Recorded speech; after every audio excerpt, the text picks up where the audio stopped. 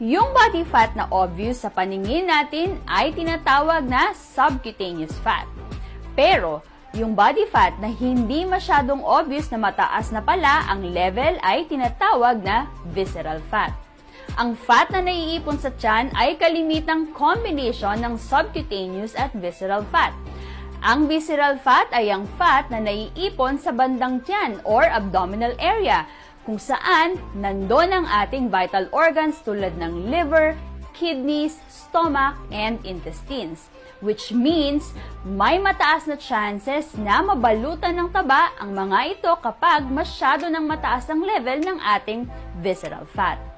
Pag masyadong mataas ang visceral fat level ay tumataas din ang risk na mag-develop ng mga sakit tulad ng heart attack or heart diseases, type 2 diabetes, stroke, breast and colorectal cancer at Alzheimer's disease.